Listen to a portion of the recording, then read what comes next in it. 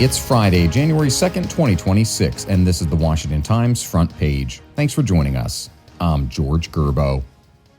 America's wealthiest have lined up to fund President Trump's pet projects, raising questions about the legality of the tactic. Mallory Wilson reports some 37 individuals and corporations, including Apple, Amazon, and Google, donated more than $350 million to Trump's planned ballroom at the White House. Although taxpayers didn't have to carry the expense of tearing down the East Wing and construction of the ballroom, red flags have been raised over a potential quid pro quo. The Emoluments Clause of the Constitution prohibits federal officials, including the president, from accepting gifts, money, or benefits without the approval of Congress. On Capitol Hill, lawmakers are tired of teaming up on bipartisan bills to protect children online, only to have the broadly supported measures languish. Dozens of bipartisan bills on the topic exist, and many have advanced through the relevant committees with unanimous or overwhelming support. Yet Lindsay McPherson reports few have made it to the floor for a vote.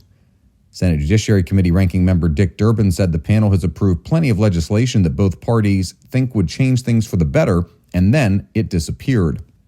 Legislation the committee advanced included bills to require app stores to conduct age verification and social media and gaming platforms to allow for third-party safety software integration that would alert parents when their children encounter harmful content. Activist efforts to defund police departments have caused a seismic disruption to law enforcement staffing nationwide.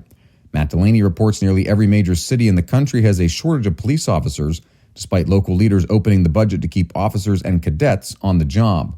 Even when violent crime plummeted and public safety concerns quieted, elected officials continued to raise salaries, offer bonuses, and denounce the defund chant that animated the Black Lives Matter protests of 2020.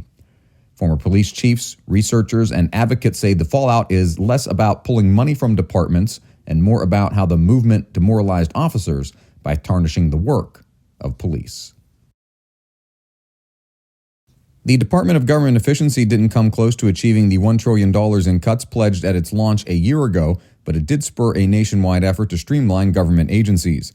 As of October, Susan Ferricchio reports it claims to have cut an estimated $214 billion in federal spending. After its ringleader Elon Musk departed amid intense backlash and numerous court challenges, the efficiency push is now a scaled-down, decentralized effort to reduce government waste.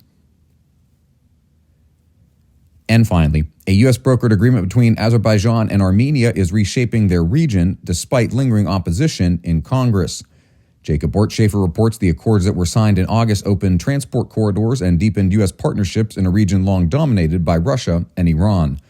At the center of the dispute among members of Congress is Section 907 of the 1992 Freedom Support Act. The provision prohibited most U.S. aid to Azerbaijan, though Congress later gave the president waiver authority. The administration views Azerbaijan as a reliable Muslim-majority partner aligned with U.S. and Israeli interests. Find all today's front page stories at WashingtonTimes.com/front page or on the Washington Times app, and find us wherever you get your podcasts. You can also find us on social media at Wash Times for breaking news, sports, commentary, and more. For the Washington Times, I'm George Gerbo.